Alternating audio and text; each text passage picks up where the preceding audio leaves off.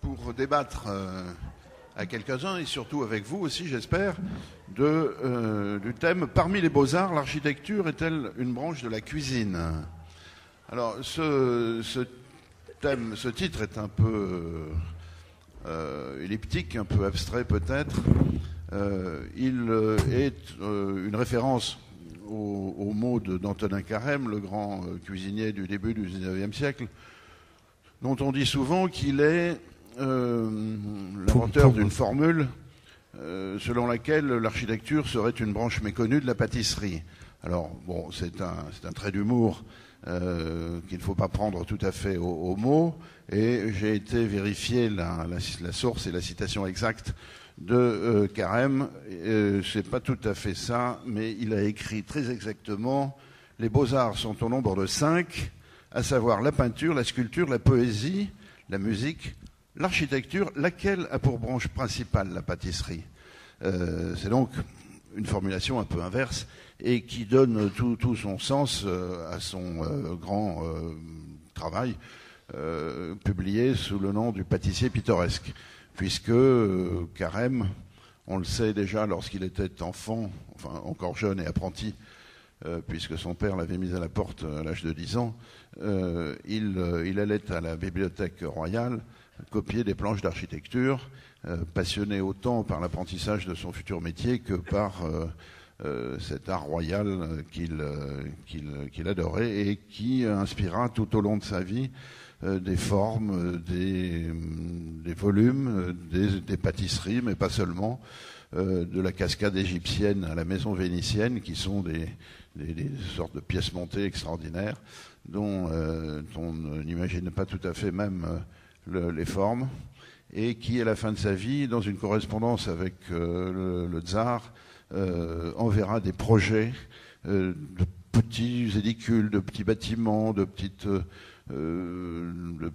pièces qui ont été construites d'ailleurs et dont certaines sont encore debout dans la région de Saint-Pétersbourg. Bon, voilà, Carême, c'est un peu notre point de départ pour parler d'architecture et de goût et de cuisine. Alors, ça peut sembler un peu, encore un peu, malgré ces explications un peu compliquées, mais quelle est la relation qui peut exister entre un espace et le goût? Nous avons, pour débattre de tout cela, Madame Catherine Clarisse, qui est architecte, qui est l'auteur d'un livre paru, je crois, en 2004, qui s'appelle « Cuisine, recettes d'architecture », qui s'est intéressée, mais elle nous le précisera tout à l'heure, à la cuisine familiale, à la cuisine au quotidien, à l'espace de fabrication de la cuisine familiale, c'est-à-dire la pièce cuisine. Nous avons Alain Salamagne, qui est professeur à l'université de Tours, qui est un historien d'art et qui nous fera part de sa connaissance et de son expérience entre le décor des cuisines, l'art culinaire lui-même, peut-être sa représentation au long de l'histoire, et puis Nicolas Drabaudy, qui est un écrivain et chroniqueur culinaire depuis pas mal d'années, depuis 30 ans, et qui actuellement chronique sur Slate, qui est slate.fr, qui est un site d'information en général. Voilà, donc peut-être commençons, non pas pour nous en débarrasser, parce que c'est un point important et qui parlera à chacun, de cette approche que vous avez eue, de ces travaux que vous avez faits sur l'espace familial. Vous nous avez raconté que les hommes étaient l'avenir de la femme en cuisine. Ça a fait sourire un certain nombre de nos amis, en particulier Gérard Cagnat, mais vous allez nous expliquer un peu tout ça. Je vous remercie d'avoir introduit, d'avoir parlé d'Antonin Carême, parce que c'est vrai qu'il aussi nous ramène au lien entre l'architecture et la cuisine. Je ne suis pas spécialiste d'Antonin Carême, mais je vois son œuvre en fait comme aussi des maquettes d'architecture, et ce qu'ont en commun l'architecture et la cuisine, c'est en fait la gestion de la matière et du temps dans l'espace, et pour satisfaire au départ des besoins vitaux et humains. Donc je pense que c'est important aussi de considérer ça, puisque hier en fait j'évoquais aussi l'art de vivre, puisqu'on se pose la question de l'art, de l'art culinaire, etc. Ce sont deux arts de vivre. Je pense que c'est intéressant aussi de situer de ce point de vue-là. Et l'autre chose, en fait, je rejoins les contributeurs de la table ronde précédente. Alors, comme Marthe Bertillot, je regrette que nous ne soyons pas autour d'une table ronde avec une bouteille de vin rouge, parce que c'est vrai que c'est plus facile, la table facilite les échanges, et un des aspects de mon travail... Le vin rouge aussi d'ailleurs. Voilà. Et un des aspects de mon travail sur la cuisine quotidienne a été de m'interroger sur la disparition justement au cours du XXe siècle de la table et des chaises dans la cuisine, puis après, juste dans l'immédiate après-guerre, avec Le Corbusier, de la porte et de la fenêtre, puisque la cuisine en vient à ouvrir sur le séjour, et elle perd son statut de pièce à part entière. Et j'ai entendu Éric Trochon tout à l'heure parler de santé, c'est ce qu'il y a de commun aussi avec la cuisine quotidienne. Fabien Rouillard parlait des ingrédients. De la même façon, des ingrédients de qualité sont très appréciables pour la cuisine de tous les jours. Marc Brétillon parlait de l'humain, oui, l'humain au centre, bien sûr, et Thierry Marx du plaisir. Et c'est vrai que c'est intéressant d'essayer de retrouver ce plaisir au quotidien avec tout très humblement la cuisine familiale. Juste une question, puisque vous venez d'évoquer la cuisine ouverte, en fait. Il s'agit, me semble-t-il, mais peut-être vous allez me contredire, d'une revendication féministe de la fin du XIXe siècle aux États-Unis. Les femmes souhaitant ne plus être coupées des discussions de leur mari lorsque des amis venaient déjeuner à la maison. Donc on a commencé par ouvrir une fenêtre ou un passe-plat entre la cuisine et puis petit à petit à faire de la cuisine, enfin de la salle à manger, une pièce cuisine en quelque sorte. Oui. Oui. Donc est-ce qu'il y a contradiction? Est-ce qu'aujourd'hui, alors c'est vrai qu'avec la réduction systématique des surfaces des appartements, tout ça devient effectivement problématique, mais vous avez peut-être mesuré des choses précises là-dessus. Oui, en fait, c'est vrai. Comme je le disais tout à l'heure, j'ai passé beaucoup de temps à observer ça. En fait, je vais parler un petit peu longtemps, mais je vais expliquer d'où je viens et pourquoi j'en suis venue à travailler sur les cuisines. C'est-à-dire que j'ai une formation d'architecte et d'architecte d'intérieur, et dans une première partie de ma vie professionnelle, j'ai travaillé dans les grandes agences d'architecture et notamment sur des projets d'habitation. Et j'ai été amenée à dessiner de nombreuses cuisines.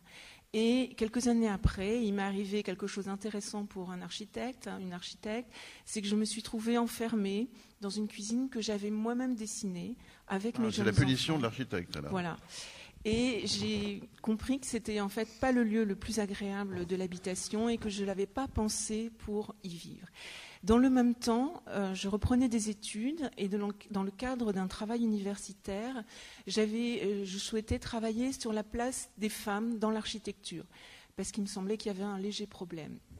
Et quand j'ai proposé ce sujet de travail, l'un de mes enseignants m'a conseillé de me cantonner à la cuisine de Francfort de Margaret Schultz-Liotsky en 1927. Et dans un premier temps, j'étais assez réticente parce que je passais beaucoup de temps déjà dans ma cuisine avec mes enfants. J'avais un petit peu le sentiment aussi que ce temps que je passais dans la cuisine, il m'empêchait de le passer dans des activités professionnelles, notamment rémunératrices. Et je n'étais pas prête à me consacrer à ce sujet qui ne me semblait pas un sujet noble. Et un beau jour, à la Fondation Le Corbusier, parce que je cherchais la place que les hommes, dans la période du mouvement moderne, c'est-à-dire 1850, ont attribuée aux femmes dans les logements. Et je vois en fait que dans les dessins, on voit des femmes dans la cuisine. Et je tombe sur une petite citation de Le Corbusier qui prépare le Congrès international d'architecture moderne en 1953 et qui promeut d'une certaine manière la cuisine de l'unité d'habitation de Marseille, donc qui est une petite cuisine qu'au bout d'un moment, je vais vous expliquer pourquoi, j'ai appelée la cuisine corset. Et il dit, la femme sera, donc c'est une cuisine ouverte sur le séjour, qui n'a plus de elle table. Elle n'a pas de fenêtre. Elle n'a plus ni table, ni chaise, ni fenêtre, ni porte. Elle ouvre sur le séjour et on dit que c'est merveilleux parce qu'effectivement, la ménagère peut converser avec ses convives. Sauf qu'elle est debout toute seule et que les autres sont assis et qu'il n'y a pas de place pour travailler à plusieurs dans la cuisine, que c'est elle qui fait tout. Et Le Corbusier dit « La femme sera heureuse si son mari est heureux. Le sourire des femmes est un don des dieux. Et une cuisine bien faite vaut la paix au foyer. Alors faites donc de la cuisine le lieu du sourire féminin et que ce sourire rayonne sur l'homme et les enfants présents autour de ce sourire. » Alors, Le Corbusier est un formidable publicitaire. Cette cuisine est encore une référence pour tous les architectes et l'enseignement de l'architecture est imprégné de ces idées, ce qui fait... Et alors ce discours-là, c'est un discours des architectes français des années 50 qui promeut la cuisine ouverte en disant que la ménagère, comme ça, elle n'est pas toute seule dans sa cuisine. Mais pourquoi elle serait seule dans la cuisine ? Dans le même temps, dans les années 50, parce que c'est le moment où on construit de manière massive, tous ces plans se sont préparés dans les années 20-30, donc on a observé une réduction de l'espace de la cuisine sous couvert de progrès. Et en fait, ce que je montre en étudiant les plans, c'est que d'une certaine manière, la cuisine en France a été maltraitée parce qu'elle est réduite à l'extrême. Elle est conçue pour une personne debout et seul. Ces gestes sont étudiés comme ceux d'un ouvrier à l'usine. Il s'agit donc d'une corvée. Et l'espace de la cuisine se réduit de manière intense.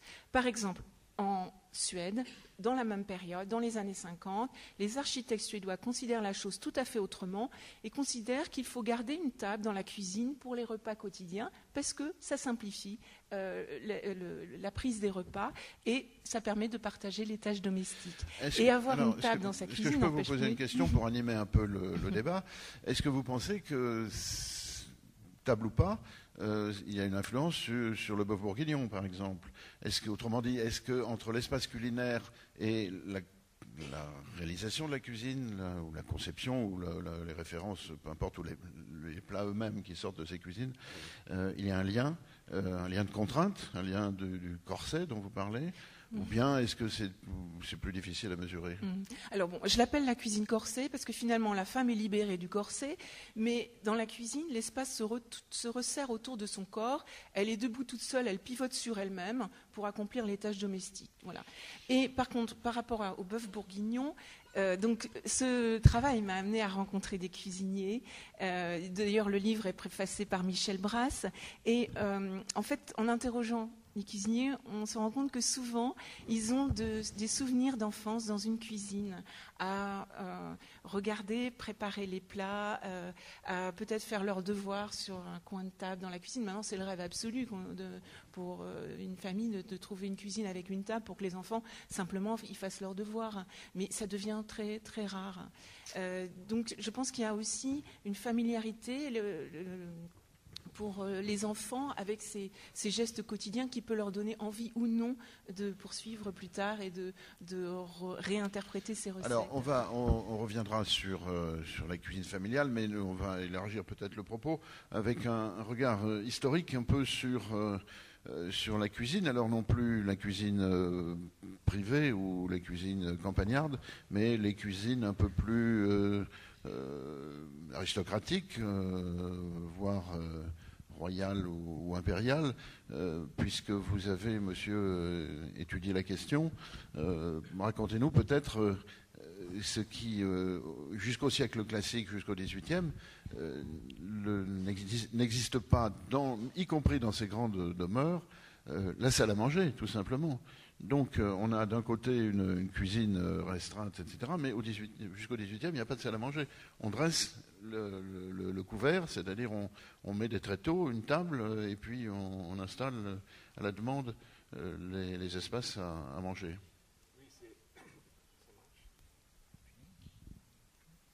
Pardon, celui-là.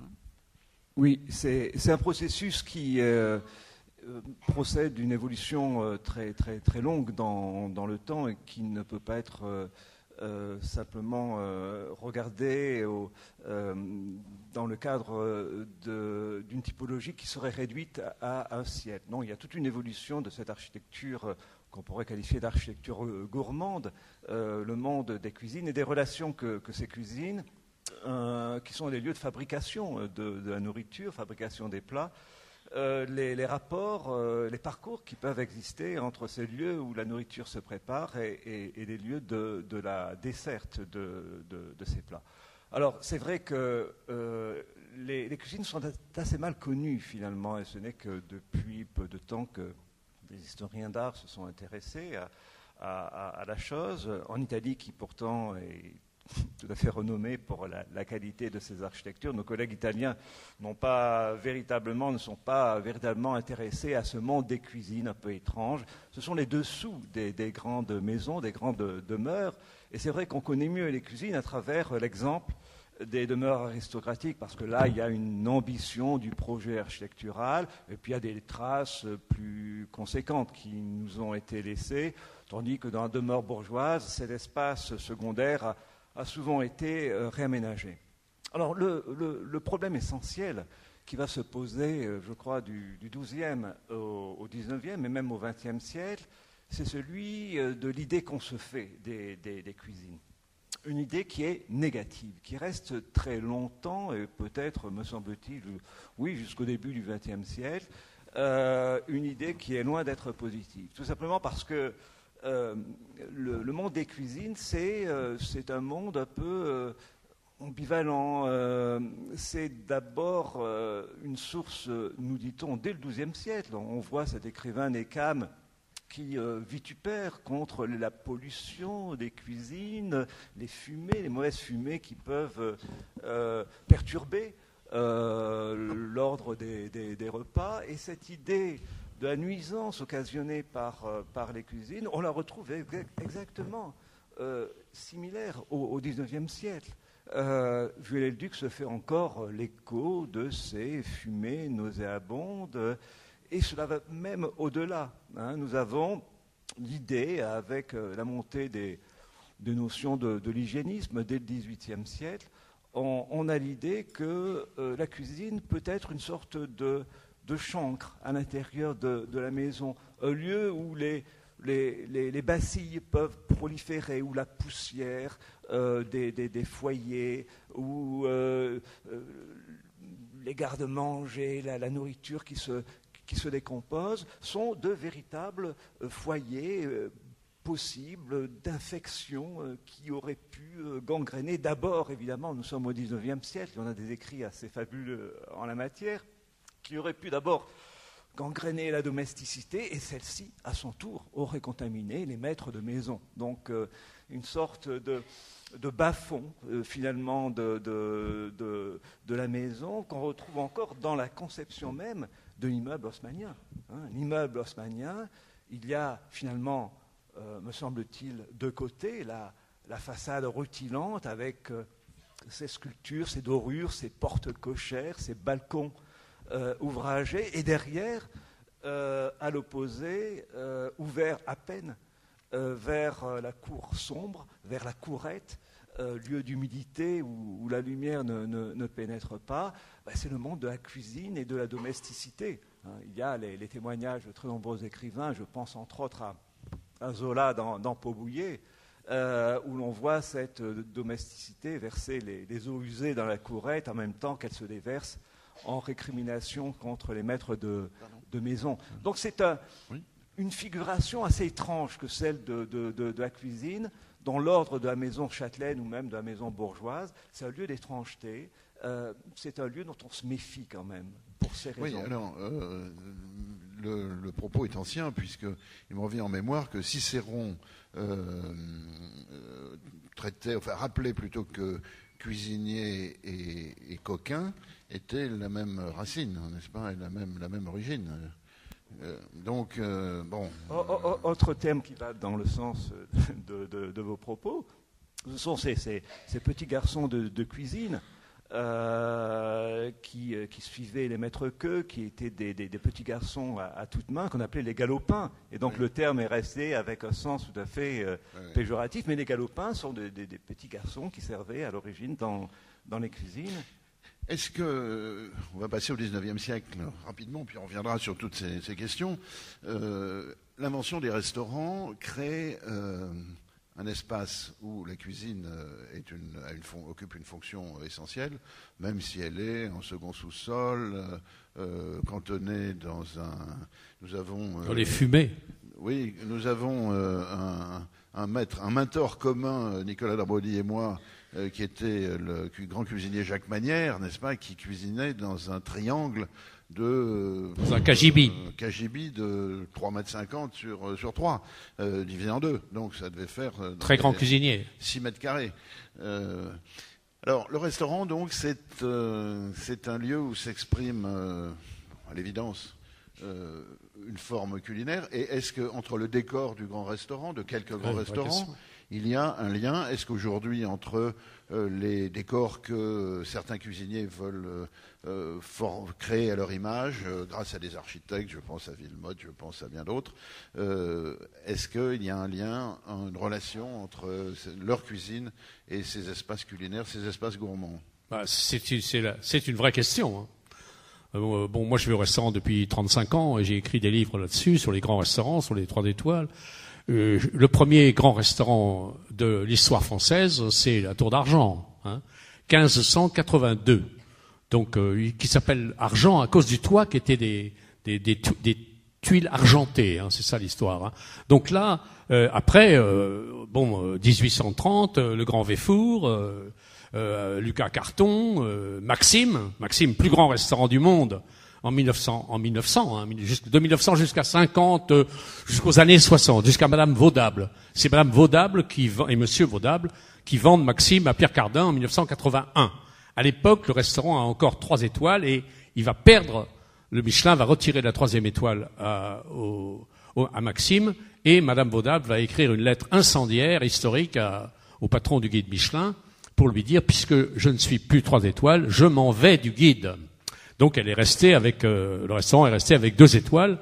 Il a été, avec le temps, puni, si je puis dire, parce que Pierre Cardin, au début de sa propriété, enfin en 1981-82, il considère qu'il va encore garder la grande cuisine historique du début du XXe siècle, rue Royale, aux 3 rue Royale, mais ça va pas se passer comme ça parce que Cardin ne supporte pas la grande cuisine et un moment historique qui se passe dans son bureau rue de Marigny, qu'il réunit Alain Ducasse, Joël Robuchon et Bernard Loiseau pour leur dire, chacun à leur tour, messieurs, pouvez-vous prendre en charge la cuisine de Maxime?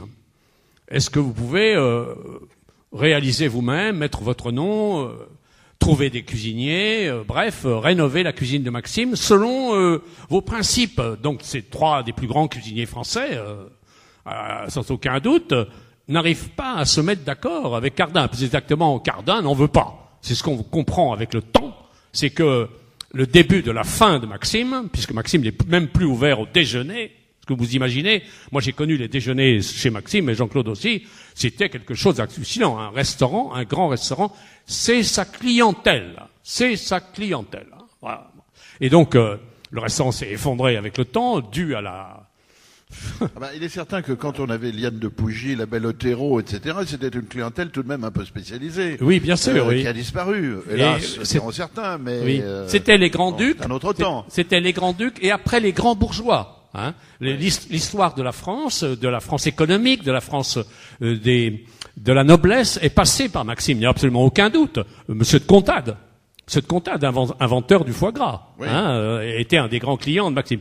Donc, ce que je veux dire, c'est que ces grands restaurants historiques qui se sont maintenus, Lucas Carton avec Alain Saint-Dras, qui ne s'appelle plus comme ça d'ailleurs, puisqu'il a appelé le restaurant de son nom, Saint-Dras, ont reflété la cuisine de leur époque, hein, c'est-à-dire la cuisine de la Tour d'Argent, quand Claude Terrail succède à son père André Terrail, dans les années juste après la guerre, il y a encore 16 canards, 16 préparations de canards, dont l'été, 3 sont froides. Canard aux cerises, c'est froid. Vous voyez? Donc, et chez Maxime, le potage bilibi, les langoustines avec le beurre maître d'hôtel, enfin, toute cette cuisine historique, datée, elle est le reflet de la société bourgeoise de l'époque, qui veut s'en mettre jusque-là, n'oubliez pas que chez ces Maxime, au début du siècle, qu'a été distribué, vendu, consommé le champagne. Maxime est le restaurant du champagne historique, et avec des grandes marques qui ont fait leur nom à travers ça. Donc ce que je veux dire, c'est que l'architecture de ces 4 grands restaurants, elle coïncide avec une époque, la Tour d'Argent 1582, elle a beaucoup évolué parce que c'est Claude Terrail qui a fait mettre le restaurant au 5e étage. À l'origine, elle est au rez-de-chaussée. D'ailleurs, on le voit bien puisque ça s'appelle le musée de la table. C'est là que les gens déjeunent, notamment avec le grand cuisinier Frédéric qui a inventé le canard au sang à la fin du XVIIIe. Donc, ces monuments d'architecture, ces monuments qui sont classés, c'est-à-dire les architectes du patrimoine s'en occupent. Et pour changer à l'hôtel Ritz, par exemple, pour changer les vitres les ogives, il a fallu que M. Chirac s'en mêle, sinon on pouvait rien faire sur la façade. Donc, ce que je veux dire, c'est que ces restaurants qui sont des lieux de beauté, s'ajoutent à la qualité de la chair, même si on peut la contester, puisque la tour d'argent est retombée à une étoile pour des raisons qui c'est très long d'expliquer. Restons-en peut-être à cette idée-là qui est juste, je crois, et intéressante. On va peut-être trouver d'autres exemples selon lesquels ces architectures, ces espaces, ces décors correspondent à une cuisine d'une époque. Bien sûr. Alors, oui, mais lorsqu'on est chez Paul Bocuse, dont Thierry Marx tout à l'heure faisait l'éloge, on est quand même dans un décor kitsch. Je serais tenté de qualifier de facteur cheval, enfin. Oui, kitsch, Totalement Disney, kitsch, oui. c'est n'importe quoi. Mais Jean-Claude, or la cuisine de Bocuse, l'architecture, elle est aussi le reflet de l'homme qui est là. Et dans le cas de Paul Bocuse, c'est l'exacte vérité. Bon, alors chez Mollard, par exemple, à la gare Saint-Lazare. Oui, chez Mollard. Ce somptueux décor Mollard, de une brasserie en face de la gare Saint-Lazare, oui. Somptueux décor, 1900, Art déco, Art nouveau, un et peu. Une cuisine, on Voilà, dira, une cuisine de brasserie. Popote. Vous savez, les restaurants, c'est lié au propriétaire, au patron et au chef. C'est lui qui donne l'impulsion. Chez Mollard, c'est une cuisine gentille. Bon, je ne suis pas sûr que tous les bars soient de pêche. Non.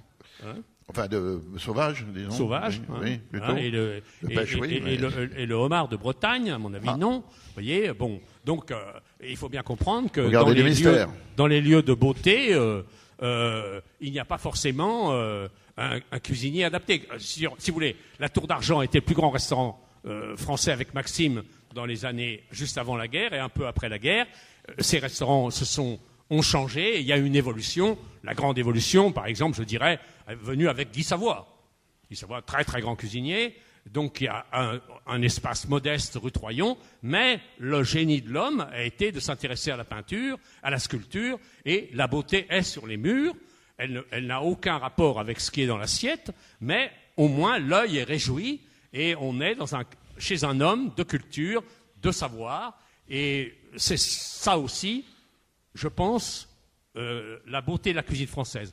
Juste un mot pour terminer cette intervention. Joël Robuchon, le plus grand cuisinier français pour moi, de notre époque, avec Alain Ducasse, Joël Robuchon a dit une phrase assez éclairante pour notre débat. 50% du plaisir au restaurant est lié à la nourriture et au vin. 50 autres % est lié au lieu, à la beauté des lieux, à l'ambiance, à la qualité du public, à l'écoute, à la civilisation. Guy Savoie avait dit, le restaurant est le dernier lieu de civilisation. Ça veut dire où il y a de la politesse, de la gaieté, de l'échange, du respect de soi, du respect des autres, et une certaine façon d'institutionnaliser la civilisation française.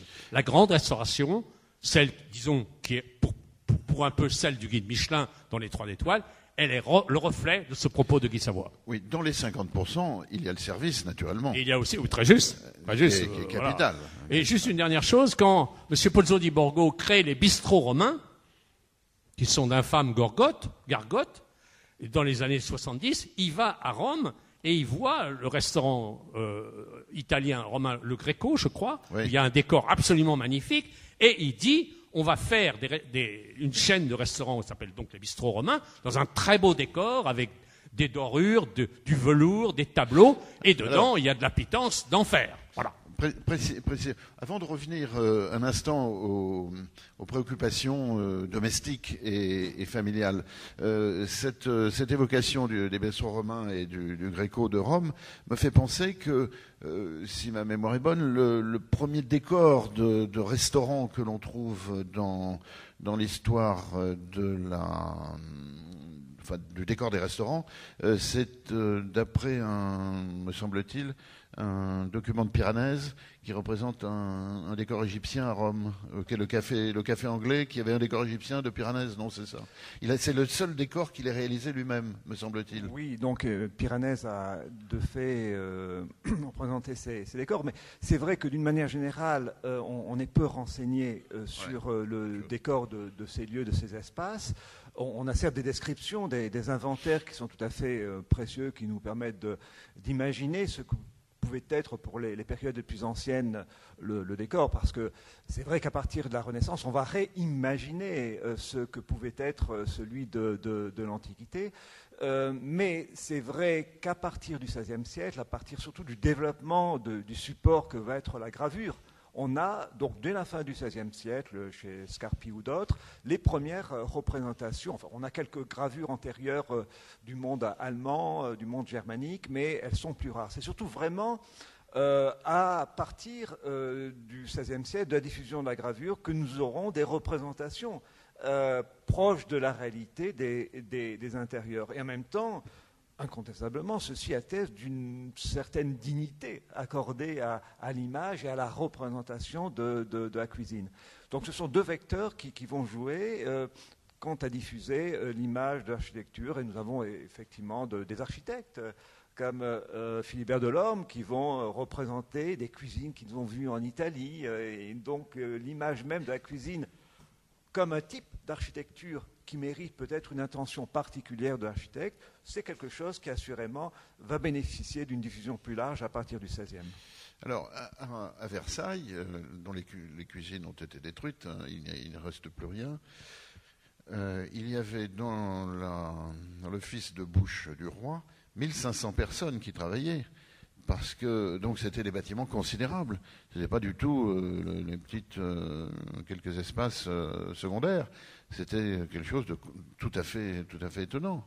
Oui, pour le coup, à partir de la Renaissance, à partir surtout me semble-t-il, de Chambord, du château de Madrid, de Bois de Boulogne, qui a malheureusement été détruit, et ceci va s'accentuer encore au temps de Louis XIV. Nous avons vraiment une sorte de démesure des cuisines qui occupent en finale la totalité d'un niveau. On va accorder à cet espace des cuisines une forme de dignité, un niveau entier où l'on va fabriquer la nourriture. De mémoire, Vaux-le-Vicomte, c'est 9000 m² dévolus à la cuisine. Il faut imaginer cette armée de cuistots, de maîtres-queux, de galopins sortant comme on sortait des amphithéâtres romains par des vomitoires, 7 escaliers qui conduisaient des antres des cuisines vers les lieux où les plats devaient être desservis. Ça explique le geste de Vatel. Voilà, c'est ça. Donc c'est toute une organisation, c'est presque une armée, hein, le côté un peu militaire du XVIIe siècle, une armée qui est là pour les services du roi, des grands personnages, et également le rôle que joue la cuisine, on le voit bien avec Fouquet, comme élément de représentation, de prestige. C'est un savoir-faire qui s'affirme au titre des beaux-arts et des systèmes de représentation de la pensée. C'est à table qu'on gouverne. Bossuet. C'est à table qu'on gouverne. Oui, voilà. Carême, qui demandait des cuisiniers avant pour aller au congrès de Vienne. Hein. Justement, lorsque Talleyrand s'adresse au roi, il dit « Sire, j'ai plus besoin de casseroles que d'instructions écrites. » N'est-ce pas ? Donc, et peut-être a-t-il sauvé le congrès de Vienne. Moyennant quoi, Louis XVIII ne lui a pas été reconnaissant parce que ce prince de Bénévent, il l'appelait Monsieur Talleyrand du Périgord. Oui, très drôle. Très drôle. En fait, il faut bien comprendre que la grande restauration française, elle est liée au monde des affaires, puisque les restaurants que j'ai évoqués sont des restaurants de l'élite financière. Hein. Le drame de notre époque, c'est le prix délirant des restaurants. Hein, le prix délirant. Dans les textes que je peux produire, j'essaie toujours de défendre le consommateur pour lui indiquer le bon rapport qualité-prix. Et je me souviens que chez Lasserre, restaurant créé par René Lasserre pendant la guerre. Le repas a été en 1965-66 à 15 €. Hein. On pouvait déjeuner pour 15 €. Et quand Joël Robuchon ouvre son restaurant de la rue de Longchamp, en 1982, fin 80, début 82, le déjeuner est de 15 €. Vous voyez ? Donc maintenant, le déjeuner, chez lui, à l'atelier, est de 35 €. Je dis ça pour le déjeuner seulement, puisque le déjeuner, par rapport le dîner, coûte 3 à 4 fois plus cher. Vous voyez ? Donc il restreint considérablement le monde de la gourmandise, le monde des gourmets, n'est-ce pas ? C'est d'où la bistronomie. Hein, la bistronomie, elle vient, c'est-à-dire on mange au déjeuner pour entre 20 et 30 €, et le soir pour 50 €, elle vient des prix terrifiants et extraordinairement hauts, démentiels, je l'ai dit. Alors ça, on pourrait en débattre, mais c'est pas tout à fait le sujet. Le sujet. Ça a été évoqué d'ailleurs tout à l'heure. On va revenir peut-être à l'espace des familles, je dirais. Pour que vous nous fassiez part peut-être d'observations assez concrètes. Vous nous avez parlé des hommes et des femmes qui épluchaient des haricots verts tout à l'heure et qui s'y prenaient de manière différente. Vous avez d'autres observations un peu concrètes, un peu amusantes comme ça? Oui, une observation qui vient de la première fois que tout à l'heure vous avez évoqué les préoccupations domestiques. Et tout le monde le dit, ça.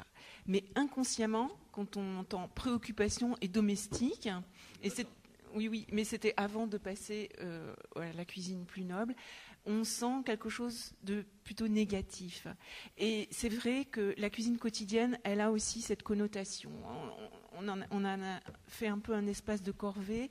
Et moi, le vœu que je ferais, c'est de retrouver du plaisir au quotidien dans la cuisine. Ce qui m'est arrivé finalement à force de travailler dans la cuisine et d'essayer de retrouver du plaisir avec les gestes quotidiens très simples, d'éplucher des légumes. Et je pense aussi que si on a quelque chose en commun entre les grands restaurants et le quotidien, ça pourrait être la table. Et alors, vous citiez Bossuet, c'est à table qu'on gouverne, mais pourquoi on retire les tables de partout ? Pourquoi les tables disparaissent ? Elles ont disparu de la cuisine, elles disparaissent d'une table ronde.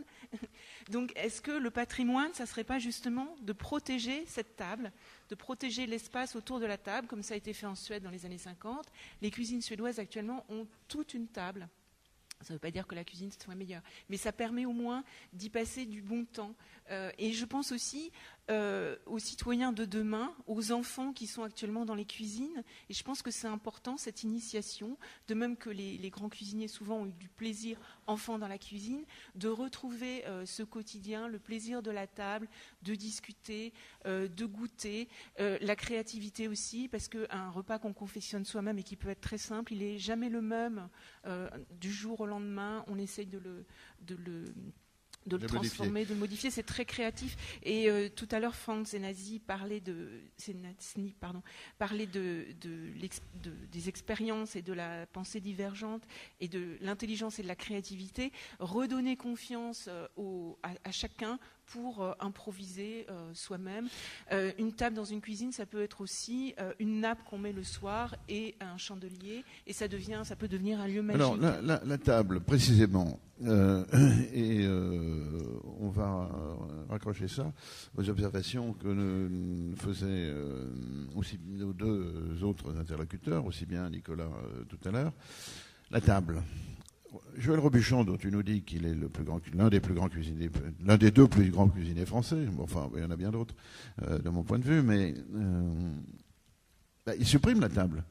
Il fait un espèce de comptoir qui est inspiré d'un système, alors on dit japonais, mais pas véritablement, ce sont les teppanyaki, ces fameuses tables de démonstration culinaire qui ont vu le jour aux États-Unis après la guerre, lorsque les Japonais ont essayé de se faire réhabiliter par les Américains.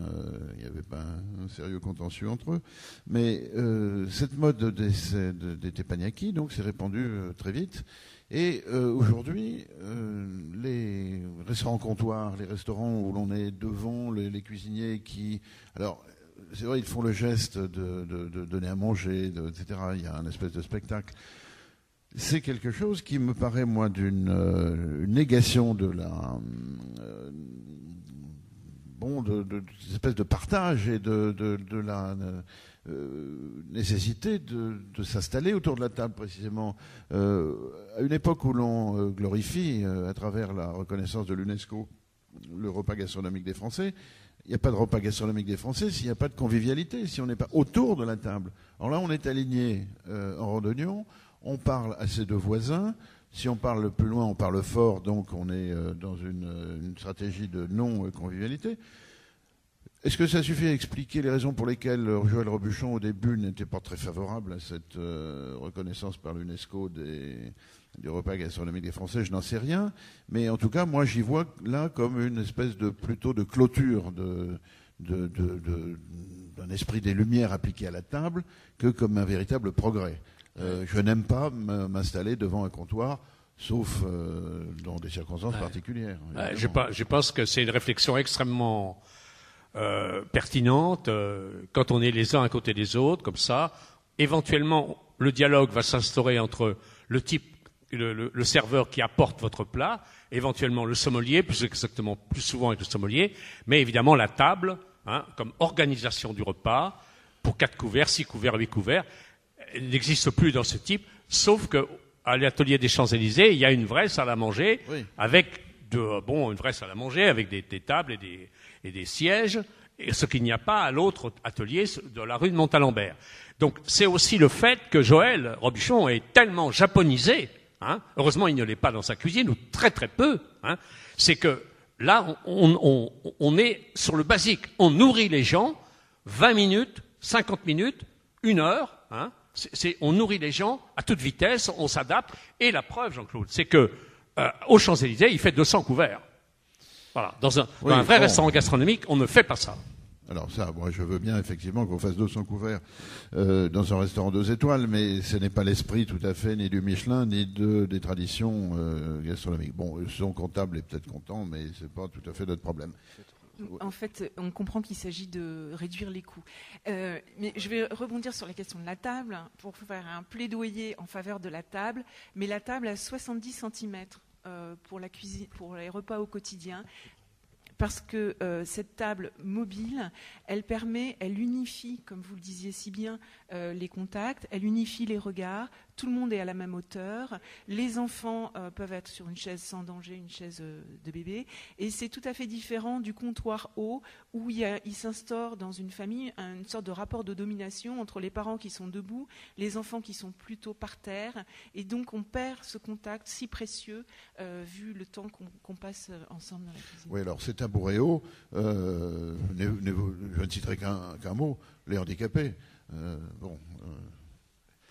Oui, je pourrais peut-être rajouter quelque chose sur l'usage qu'on a pu faire, qui est varié de la table dans le cadre des repas. Il faut voir que c'est une tradition qui s'impose assez tardivement que de manger autour d'une table fixe. Puisque au Moyen-Âge, les grands repas se faisaient sur des supports qui étaient des supports temporaires. On installait des planches sur de simples tréteaux. Et d'une part, on ne mangeait pas autour de la table. On ne prenait place que d'un côté de la table pour permettre une desserte facile par les différents serviteurs. Et les repas étaient relativement courts, puisque la vocation de ces tables temporaires était de disparaître immédiatement le repas consommé pour donner place à une salle, lieu festif, au bal, etc. Donc c'est une relation qui ne s'établit avec la table, c'est-à-dire un objet immobilier autour duquel on va prendre ses repas qu'à partir du XVIe siècle. Lorsqu'on va créer un espace secondaire autour de ce grand espace de la salle où l'on pouvait... il faut songer qu'au temps d'Henri VIII, en Angleterre, par exemple, la grande salle d'Hampton Court peut recevoir 600 convives. C'est énorme. Et dans la cour de France, c'est à peu près la même chose. Donc la grande aristocratie a assez tôt finalement voulu prendre ses repas à part, puisque d'abord les horaires n'étaient pas similaires, autour de familiers, de gens proches, de la cour, de la famille.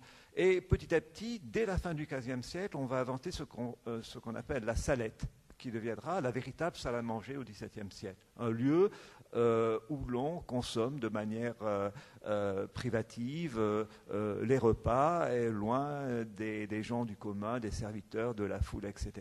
Et c'est déjà au XVIIe. Au XVIIe, oui. Et c'est à partir de cette époque, d'ailleurs, on a pas mal de tableaux, de peintures, qu'on va éprouver le besoin aussi de faire de cet espace où l'on consomme un lieu qui aura un décor qui est propre. Jusqu'alors, ces grandes salles étaient des salles anonymes, certes avec un décor, mais qui variait. On avait des trophées de chasse, on avait des tapisseries. Tout ceci n'était pas un décor fixe. À partir du moment où le lieu devient un lieu que l'on fréquente au quotidien, et ben finalement, on l'agrémente selon ses goûts, de sa manière. C'est vraiment un lieu d'intimité à partir du XVIIe siècle, la création de la salle à manger. Chardin peut arriver donc à ce moment-là. Parfait. Je pense qu'il y a un très bon exemple, Jean-Claude, pour ce que tu viens de dire, c'est que je vais vous citer un relais château qui s'appelle Les Crayères, à Reims, qui a eu 3 étoiles du temps du chef Boyer et de sa femme. Là, elle était une décoratrice, hein, avec le décorateur, dont j'ai oublié le nom, Pierre-Louis Rochon, décorateur, très grand décorateur, Pierre-Louis Rochon. Donc, ce type, ce décorateur, il est venu décorer le château de Madame de Polignac, hein, c'est le château de Polignac, du début du XXe siècle, qui était né Pommery, enfin qui a épousé un Pommery. Et donc ce château, il a eu 3 étoiles du temps de Gérard Boyer et de sa femme, et de son père aussi, Gaston. Et le président des Relais Châteaux disait que c'était l'archétype du grand restaurant à la française, où il y avait une unité entre le lieu, le château, le climat géographique, l'espace géographique, c'est-à-dire la Champagne des caves, des crayères, et la cuisine qui était 3 étoiles. Donc c'était cette union des 3 éléments était le fondement d'un très grand restaurant. Ça n'a plus que 2 étoiles, mais c'est un très grand restaurant, c'est un très bel endroit. Et maintenant, je vous signale qu'il y a un bistrot qui s'appelle Le Jardin dans le parc, fait 50 000 clients par an, où le repas est de cuisine bistrotière et bourgeoise, et on est quand même dans l'ambiance du parc de 3 hectares. Donc là, on a le reflet d'une véritable sensibilité de restauration en France, de même que je pensais à Alain Chapelle à Mionnet, et hélas, qui a disparu par l'impéritie de la veuve et de ses enfants. Eh bien, Alain Chapelle avait fait une villa dans la Bresse, dans la campagne bressante, et où il y avait une unité entre son travail de très grand cuisinier, qui a formé Alain Ducasse, hein, d'un très grand cuisinier dans un lieu de campagne où on était dans un confort et dans une sorte d'idéal du restaurant, de l'auberge lyonnaise. Voilà. Là aussi, il y avait une unité entre le cuisinier, son lieu et sa cuisine. Voilà. Je pense que ça, c'est... Mais c'était assez modeste, ça n'était pas ronflant comme... absolument. C'est une ville, c'est ma villa, c'était une maison, ouais, voilà, une auberge de la Bresse, enfin, voilà. Tout à fait. Je trouve que c'est joli aussi l'idée de retrouver le paysage dans l'assiette, et on en revient aussi avec les mouvements locavores, avec la qualité des produits, et c'est aussi quelque chose sans doute à inscrire au patrimoine pour l'ingrédient presque principal d'une bonne cuisine, avec la table. Oui, alors, 2 mots tout de même sur cette inscription. Ce ne sont pas des produits, ce n'est pas la cuisine française qui a été inscrite au patrimoine immatériel de l'UNESCO, mais une pratique sociale, hein, je pense que ça a été évoqué, ça a été dit, c'est le repas gastronomique des Français, c'est-à-dire cette faculté que nous avons à nous asseoir autour d'une table et à prendre un repas en commun, 3 plats, etc., d'accorder dans la mesure du possible les vins avec les mets, etc. Bon, ça a été une histoire tout à fait étonnante que j'ai vécue d'assez près et qui a aujourd'hui, semble-t-il, est entrée à peu près dans tous les esprits. Au début, certains ont souri en disant bon, ça va être un conservatoire, qu'est-ce que c'est que cette histoire de classer des recettes, etc. Parce que le propos était un tout petit peu abstrait, pas très facile à comprendre. Mais Je pense que maintenant c'est une affaire faite. Et la Cité de la gastronomie devrait être une espèce de bras séculier et de moyens d'illustrer, d'entretenir, de rendre vivante ce que l'on continue d'appeler, ça m'a frappé dans la table ronde précédente, la transformation des produits. Qui est un mot que Escoffier utilise, et dans le meilleur des cas, c'est la grande transformation qui justifie l'art du cuisinier. Sinon, nous serions à la période préhistorique où l'on mangeait les baies crues sans les faire cuire ou les travailler. Allez-y. Oui, comme on parle de patrimoine, là il s'agit d'un patrimoine vivant. Quand on entend patrimoine, on pense à la transmission du patrimoine. Donc il me semble que c'est très intéressant de l'écrire, de le magnifier. Mais il y a aussi ce patrimoine quotidien avec la transmission des savoir-faire au sein des familles qui est totalement lié au goût qu'on peut avoir pour aller plus tard dans les grands restaurants et apprécier la bonne cuisine. Et je pense que l'action auprès des enfants, à la fois dans les familles, peut-être dans les écoles, elle est très importante à considérer aussi. On est bien d'accord. Parce que ça pose aussi une question de santé publique, l'alimentation. Aujourd'hui, on se rend compte qu'on a des problèmes graves d'obésité chez les enfants. Et une manière de prévenir ça aussi, d'après les spécialistes, d'après les statistiques, c'est de retrouver du plaisir autour de la table, de retrouver le temps de manger, simplement, calmement. La qualité des produits y contribue également. Et qu'est-ce que c'est d'autre que ces traditions culinaires, finalement ? J'ai une question à poser à l'historien qui peut-être nous répondra. Est-ce que au XIXe siècle, lorsque la table est trop abondante, à la fin du XVIIIe déjà et au XIXe, lorsque la table est trop abondante, les restes dont vous évoquiez tout à l'heure qu'ils pouvaient être putrescibles, malsains, etc., ils étaient tout de même récupérés par le regracier, qui est une espèce de marchand, dans le fond, de produits déjà à moitié consommés et revendus. Vous avez trouvé des traces précises de cette activité. Il y a peu de représentations. Balzac en parle, je crois, et puis, mais c'est assez discret. Voilà, bon, il n'y a pas de traces vraiment d'une chaîne de récupération qui aurait pu exister, mais il y a probablement un changement de mentalité. Dans la cuisine aristocratique des 15e, 16e siècles, on produisait en surabondance les repas. C'était une preuve de richesse, d'ostentation, et en particulier à la fin des repas, on partageait entre la domesticité, enfin les serviteurs, on partageait les restes du repas. Donc on récupérait. Ce système de récupération était le fait du prince qui ainsi affirmait sa grandeur, sa magnificence, un peu comme dans l'Antiquité en quelque sorte. Très juste. C'est extrêmement juste ce que vous dites. Moi, j'ai été un familier de Charles Barrier, Jean-Claude aussi. Bon, Charles Barrier, très très grand cuisinier que Christian Millot avait appelé le sage, a marqué son époque. Il a marqué la Loire, il a marqué la Touraine, il a marqué et Joël Robuchon était son ami. Donc Charles Barrier était d'une enfance extrêmement pauvre, misérable, vraiment proche de la misère.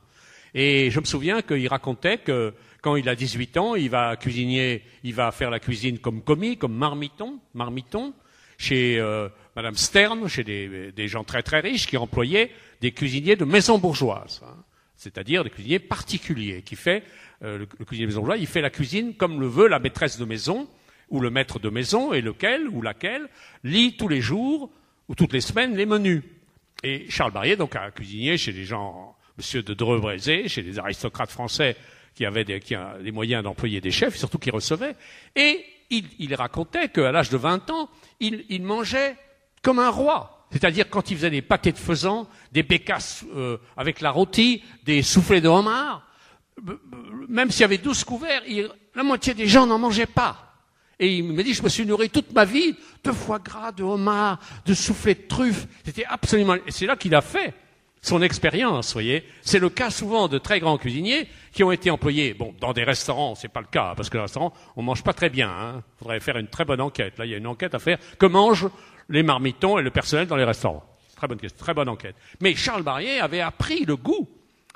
Il s'était fait un palais avec ce que Madame Stern ne mangeait pas, parce qu'elle mangeait rien, ou très peu. Donc, quand on faisait une tourte de faisan, il restait pour le chauffeur, les valets de chambre, tout le monde se nourrissait avec ça. Et aussi, on buvait du chambertin. N'est-ce pas? Donc ça, c'est comme ça qu'un très grand cuisinier, magnifique cuisinier que j'ai beaucoup admiré dans ma vie, a fait son palais, et pas tellement. Et après, quand il installe ici Le Nègre, très mauvais titre, qui contestait, il avait une expérience culinaire phénoménale. Pourquoi il est arrivé au sommet de la gastronomie française? J'ai juste un petit souvenir d'un très très grand cuisinier. Malheureusement, il a eu une fin un petit peu délicate, mais c'est un autre sujet. On va peut-être poursuivre sur ce que nous évoquions tout à l'heure dans l'histoire du décor des restaurants. Le 19e siècle, pour vous, que se passe-t-il avec cette coupure qui est en fait la naissance des restaurants, la Révolution, mais on voit, comme le dit très justement Brillat-Savarin et Lareynière, et Grimaud de Lareynière, envoient les aristocrates à Coblentz, et leurs cuisiniers se retrouvent sur le pavé. Bon, ils ouvrent des restaurants et ils se mettent au service de la bourgeoisie qui entend reproduire les manières de table, les mœurs, les habitudes, petit à petit les adapter en créant ce lieu à partir d'un mot qui est utilisé dès la fin du XVIIIe siècle pour qualifier un bouillon restaurant, c'est-à-dire un bouillon qui nourrit, et le premier restaurant, la première utilisation du mot restaurant est appliquée à un lieu qui est rue des Poulies, c'est-à-dire près du Palais Royal, vers 1760, je crois me souvenir. Les traiteurs attaquent ce personnage qui prétend distribuer des bouillons restaurants alors qu'il n'a pas le titre de traiteur, puisqu'on est encore sous la période des monopoles de corporation. Mais un juge du tribunal de Paris lui donne raison, et c'est ainsi que son petit débit de boissons, de bouillon-restaurant devient un restaurant, et le mot fait florès très très vite pendant la Révolution, se répand de même qu'en 1801 est inventé le mot de gastronomie par un poète, écrivain nommé Berchoux. Bon, donc il y a un changement politique important, une évolution brutale de la société, et la prolifération bientôt, puisqu'il y en aura, je crois, 3000 dès 1840, 3000 restaurants à Paris, ce qui est assez considérable. Est-ce que très vite les décors s'installent, un modèle ou plusieurs modèles existent, à votre connaissance? C'est difficile. Enfin, je ne suis pas spécialiste effectivement de l'architecture des restaurants du 19e siècle, mais c'est vrai qu'au 19e siècle, les lieux où l'on mange, où l'on prend ses repas vont bénéficier d'un renouvellement, ne serait-ce que par rapport à l'architecture de cristal, l'architecture de fer, qui vont permettre la création de vastes salles largement percées et ouvertes par des lumières. Donc des restaurants sont créés, des lieux où l'on peut prendre ses repas, et à côté on continue aussi une certaine vision traditionnaliste, et même dans le décor, les grandes peintures des restaurants du 19e siècle, une sorte de décorum qui s'enracine quand même dans une pratique publique des repas.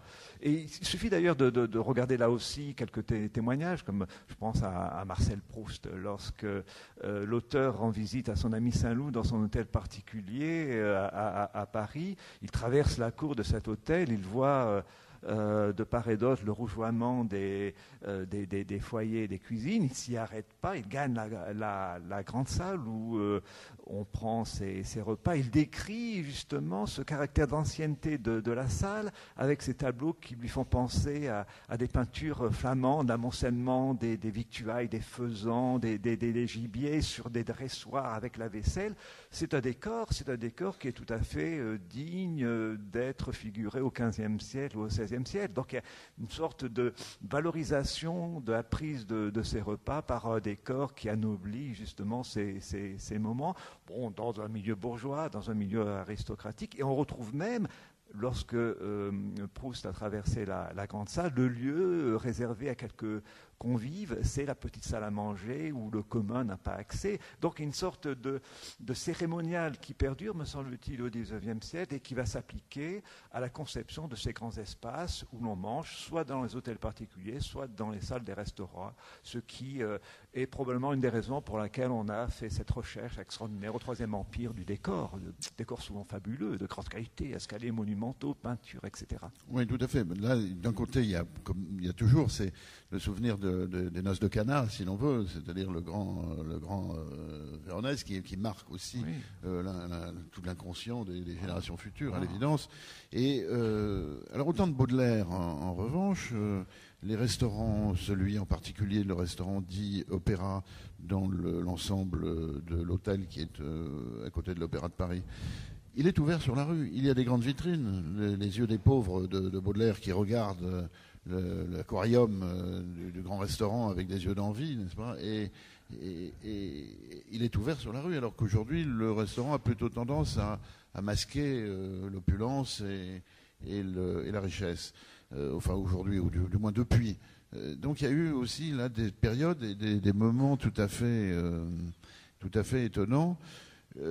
J'en veux, moi, pour exemple, on l'a évoqué tout à l'heure, le restaurant La Serre, qui est un petit hôtel particulier dans un style assez sobre, construit au début des années 50, fin 48, je crois, parce que à l'origine c'était une petite cabane qu'avait un acheté, entrepôt de bière. oui, c'était rien du tout, ça avait été installé en bistrot pour l'exposition universelle, l'exposition de 37, et puis voilà, bon, et curieusement, l'architecte qui a conseillé René Lasserre, qui s'est impliqué assez personnellement, alors qu'il était très jeune, dans ce projet, a reproduit presque à l'identique un patio qui était le salon de la princesse Mathilde. Princesse Mathilde, qui était une petite nièce de l'empereur, de Napoléon Ier, et qui a reçu dans son salon, qui était dans le 17e arrondissement, pas très loin de l'actuel restaurant de la rue Lamennais, le Taïwan. Elle a reçu jusque vers 1860, 70 même, ou après, je crois qu'elle est morte dans les années 1880. Elle avait beaucoup d'humour, elle recevait tout le monde, quelle que soit leur opinion politique, et elle disait si je n'avais pas été la nièce de l'empereur, j'aurais fini vendeuse d'oranges à Ajaccio. Donc elle avait un sens assez précis, et en même temps conçu chez elle un formidable décor qui est reproduit dans une peinture qui est au musée de Compiègne et dont à l'évidence s'est inspiré l'architecte de Lasserre, puisque on y voit, alors bon, c'est un style pompéien, les colonnades, etc. Le toit ouvrant en plus, évidemment, chez Lasserre, et puis le décor néo grand siècle, on peut dire, oui, avec des faux intégraux, tout est faux. Oui, mais en même temps, ça conserve un charme vraiment particulier, je crois, y compris le petit ascenseur branlant qui permet de monter au premier étage.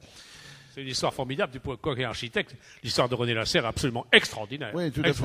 D'un garçon orphelin qui vient de Bayonne, sa mère est cuisinière, Madame Irma, et lui, en fait, sa formation, c'est qu'il a travaillé au Pré-Catelan, il a travaillé sur le Normandie, et il a vu que la société riche, les riches, à la restaurant, c'est le monde des riches, ils veulent des beaux décors. Hein. Et le toit ouvrant, c'est parce que l'été, n'est-ce pas, on aura l'air pour évacuer les fumées du canard à l'orange qu'on cuit en salle, donc les fumées s'en vont, et les fumées du cigare et de la cigarette aussi. Hein. Voilà.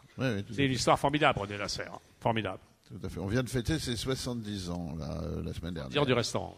Du restaurant, oui, bien sûr. Car René Lasserre est mort. Il n'est pas protégé, Jean-Claude. Quand les Suisses l'ont racheté, il appartient des Suisses, hein, et les Suisses l'ont racheté, il y avait des très grands restaurateurs de chaîne qui avaient les yeux braqués sur le restaurant Lasserre pour en faire non pas un restaurant de 100 couverts par service, mais 250. Oui. C'est-à-dire démocratiser complètement la formule et évacuer la grande cuisine ancienne. Voilà. Oui, probablement. Il était protégé par les Suisses, voilà ce qu'on peut dire. Je crois que l'heure tourne. On va peut-être passer à des questions avec la salle, et peut-être chacun, dans un petit propos ensuite conclusif, donnera son sentiment. Avez-vous des questions Oui, monsieur ?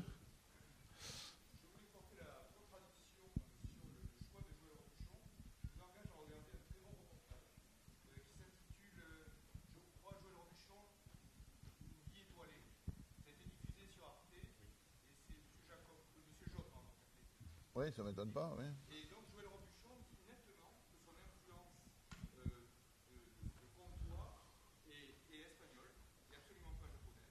Il le dit dans le reportage.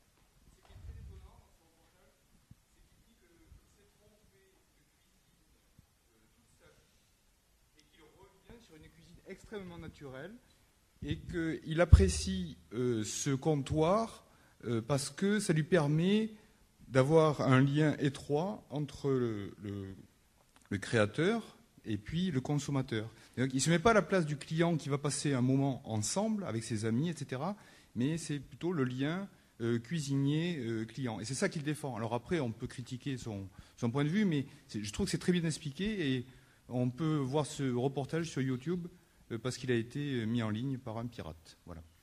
Oui, ça ne m'étonne pas que Joël Robuchon revendique une paternité ou une influence espagnole dans ce choix, mais il oublie qu'en Espagne, ce sont les tapas qui sont servis à l'apéritif.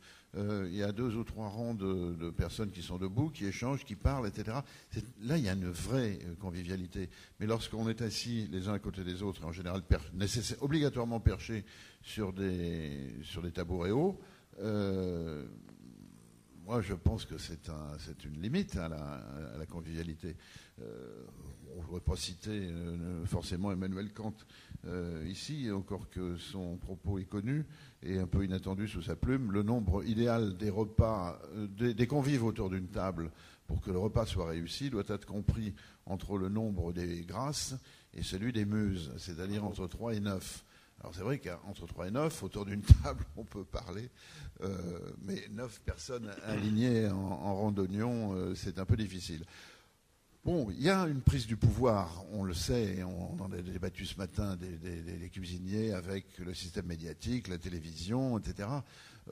La revendication d'un cuisinier à parler ou à être en contact direct avec ses clients, c'est une idée tout à fait insolite et moderne. Personne ne songeait dans les siècles passés à aller chercher le cuisinier. D'ailleurs, le principal mérite qu'on reconnaît à Paul Bocuse, c'est d'avoir fait sortir les cuisiniers de leur cuisine, précisément, mais auparavant, non. Donc, en se plaçant dans une perspective historique, cette affaire est récente, un peu incongrue, et moi, je n'ai pas envie toujours de parler aux cuisiniers qui me font à manger. Même si c'est toujours intéressant, après, de les questionner, de dialoguer avec eux. Mais les avoir en face de soi, pardon, mais c'est un peu une messe ou une tenue, si je puis m'exprimer ainsi. Il faut dire que Joël donc, a créé 2 ateliers en France et beaucoup d'autres dans le monde, puisqu'il a 13 restaurants, il gère 13 restaurants. Certains ont des ateliers, certains sont des restaurants normaux. Je pense qu'il n'a pas été copié. Je veux dire, il n'y a pas de restaurant de grande classe ou de grande qualité qui ait adopté cette façon autour d'un bar circulaire, 32 couverts ou 35 couverts, de servir les gens. Il est le seul à avoir fait ça. Voilà. D'autres questions dans la salle ? Oui, bonjour. Bonjour Jean-Claude. J'ai une question sur ici, celui-là. Pardon. Oui, Nicolas pardon. aussi, bonjour. J'ai une question sur l'évolution dont vous avez parlé, du fait d'être à table et la position intérieure des restaurants, et cette mode assez nouvelle qui a à peu près 5-8 ans, de mettre soit comptoir, mais soit face à la cuisine. Est-ce que vous pensez que cette évolution-là nuit bien évidemment à cette partie convivialité-partage, mais est-ce qu'elle est là pour donner la société en spectacle et la cuisine en spectacle, ou est-ce qu'elle est née des suspicions qui ont été mises en avant par la presse du fait que les cuisiniers ne faisaient plus la cuisine? C'est une question que je me pose, ça, à une espèce d'auto-justification de nous faisons un vrai métier et nous vous le donnons on vous le montre en spectacle, ou est-ce que c'est parce qu'en soi, il y a autant cette envie d'aller regarder la cuisine en termes de technique, de visuel, etc. Voilà, je voulais juste que... Alors, très bonne question. Juste un élément, puis je passerai ensuite la parole à ceux qui veulent bien apporter quelques réponses. Le premier, à ma connaissance, dans la période moderne, à avoir alors là carrément installé la cuisine sur une scène de théâtre. C'est Jacques Maximin à Nice, dans un ancien théâtre où il avait transformé la scène en cuisine. Le rideau était fermé pendant la préparation du repas, et à la fin du repas, le rideau s'ouvrait et les cuisiniers venaient saluer comme au spectacle. Bon, ça a marché quelque temps, ça a été salué comme une invention assez astucieuse, etc. Bon, c'était plus un clin d'œil qu'autre chose, mais tout ça, c'est... Revel l'a très bien expliqué en disant la concurrence entre... les cuisiniers est telle qu'il faut qu'ils se distinguent les uns par rapport aux autres, ne serait-ce que pour attirer une clientèle nouvelle, alors aujourd'hui on appelle ça la créativité, on appelle ça, et chacun essaie effectivement de se singulariser l'un par rapport à son confrère, son voisin, qui est vécu comme un concurrent potentiel ou à qui on veut, dont on veut se différencier tout simplement. Donc cette affaire-là, alors elle s'est un peu développée, c'est vrai. Aujourd'hui, Robuchon n'a pas d'imitateur véritablement au sens précis, mais il y a quand même beaucoup de restaurants qui ont des comptoirs, je pense à des cuisines ouvertes, l'Agapé Substance, etc. Souvent, alors quand la ventilation est bonne, ça va. Quand elle l'est moins, c'est un peu problématique. Mais bon, je pense qu'on est aussi dans des effets de mode, etc. On va voir ce que va donner l'installation de Guy Savoy dans l'hôtel de la Monnaie. Je ne pense pas qu'il y ait une cuisine ouverte, mais ça va être assez intéressant de regarder comment effectivement cet homme de culture et ce passionné de peinture et d'art contemporain va investir dans un décor fait par Villemotte, le dernier bâtiment de la monarchie, en quelque sorte, construit juste avant la Révolution de 89. Mais Nicolas, peut-être as-tu quelque chose à ajouter sur ce point? Moi, je ne suis ni pour ni contre la cuisine ouverte. On voit les cuisiniers. L'élève d'Alain Ducasse, Frédéric Vardon, a créé un restaurant très intéressant au 6e étage, avenue Georges V, qui s'appelle le 36V. Donc ça, c'est un garçon qui a une étoile. C'est un des premiers élèves d'Alain Ducasse. Et là, la cuisine, c'est un restaurant qui est circulaire, au 6e étage. Donc il y a une vue sur Paris, il y a une cour. Et la cuisine est là en plein milieu. Donc on voit les cuisiniers s'affairer. Moi, je trouve que c'est intéressant pour un chroniqueur de gastronomie. C'est bien, c'est une autre forme. Après tout, les créateurs, les cuisiniers qui ouvrent des restaurants, ils ont leurs sentiments et leurs idées. C'est justifié ou pas. Ce qui est ennuyeux dans les cuisines ouvertes, c'est souvent les fumets, les odeurs qui vous parviennent, surtout quand la cuisine est petite. Je pense à Adeline Grattard. Hein. Oui. Alors là, ça c'est alors là c'est tout petit, c'est 18 places assises, je crois, et elle est là, c'est une très très bonne cuisinière. Hein. Adeline, ça s'appelle Adeline Grattard, qui a eu une étoile. Yamcha, c'est très très bon restaurant, très très bon, et cher. Mais là aussi, la cuisine est toute petite. Ils sont 3. On est dessus, quoi. Il y a même une table qui donne sur la cuisine. C'est l'excès. Mais c'est une très bonne cuisinière, extrêmement bonne, franco-chinoise. Voilà. Donc, c'est l'évolution du temps. Non, elle est bretonne. C'est son mari qui est chinois. Bretonne, oui, c'est ça, oui, bien sûr. C'est lui qui a de l'influence, c'est vrai. Quand tu dis franco-chinoise, oui, c'est absolument. D'autres questions? Oui, j'aurais une question. Ce serait pour savoir qu'est-ce que vous pensez donc de ces nouveaux concepts d'architecture au niveau du restaurant et les métiers de salle dans tout ça. C'est peut-être les métiers de salle par rapport à tous les restaurants de comptoir que vous parlez. Donc c'est les cuisiniers qui sont mis en avant, mais les serveurs dans tout ça. Oui, qu'est-ce qu'ils deviennent? Oui, c'est un problème. Oui, bien sûr. Oui, parce qu'on mène peut-être à la mort de tous ces métiers de salle. Déjà, vous voyez plus de services au guéridon. Oui, bien sûr, t'as juste. Oui, tout à fait. Alors dans les écoles hôtelières, on apprend encore toutes ces méthodes-là, et il y aurait peut-être un remaniement à faire. Je sais pas. Qu'est-ce que vous en pensez?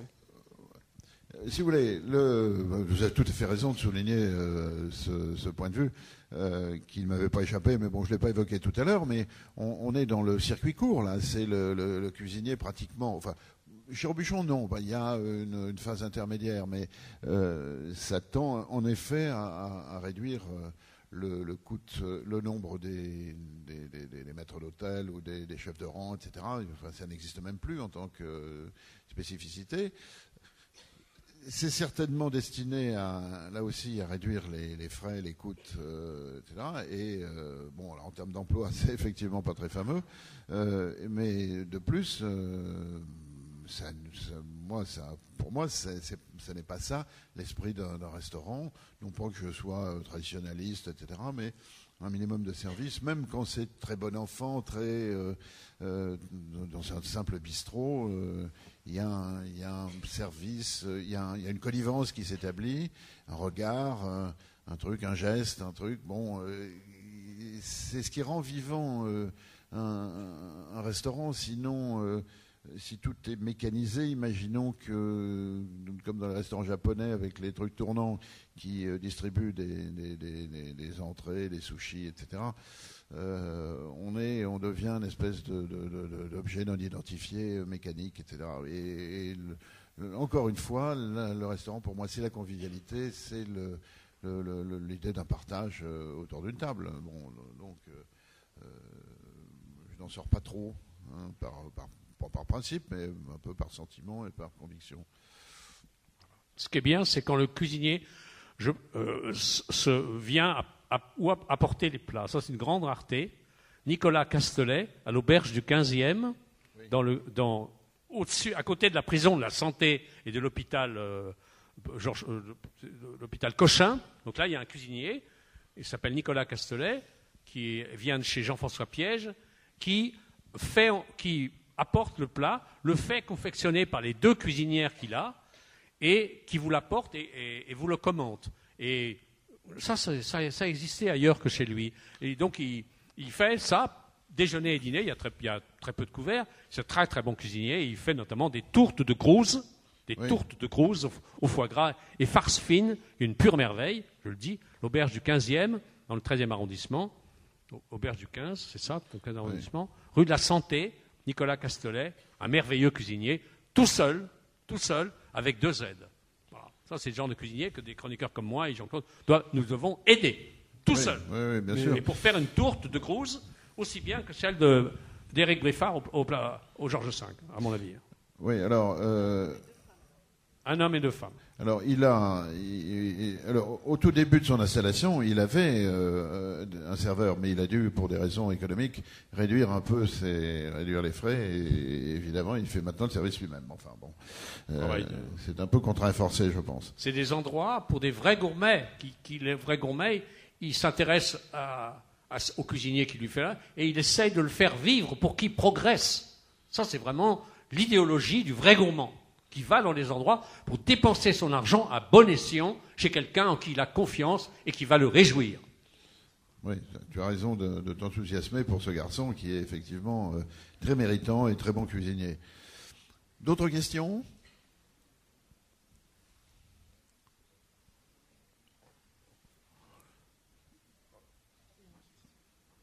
Où ça ? Oui, pardon. On voit mal. Oui, je voulais peut-être rebondir sur l'ouverture effectivement des tendances actuelles. Vous avez essentiellement parlé de la notion du comptoir et de la cuisine ouverte et d'un nouveau modèle peut-être qui me semble, pour ma part, qui habite en région, essentiellement un modèle parisien, plutôt parisien ou urbain, et qui ne correspond peut-être pas complètement aux pratiques et aux attentes aussi des gourmets, des gourmands qui existent aussi. Vous allez parler de la Bresse, qui est une région gourmande où beaucoup de tables, et où d'autres modèles d'architecture coexistent. Vous avez parlé de la petite, de l'intime avec un nombre de tables très réduites, mais cette notion, je pense, de séparation existe fortement et reste, je pense, fortement lié à la façon dont le cuisinier envisage lui-même, dans le dialogue aussi avec les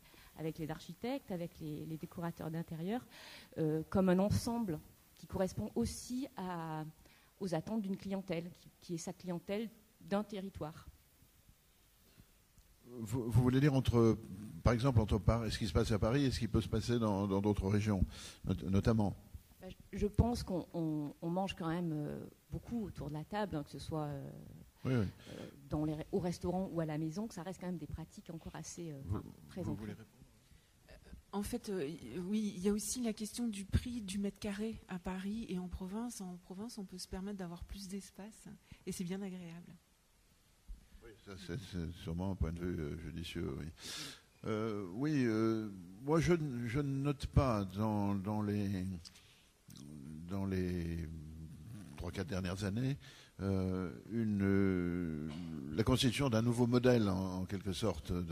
On a eu depuis que Pascal Barbeau s'est installé et a obtenu ses 3 étoiles dans le système de présentation des cartes et de vente en quelque sorte et de son image et de sa cuisine, mais ça n'influe pas directement sur l'espace.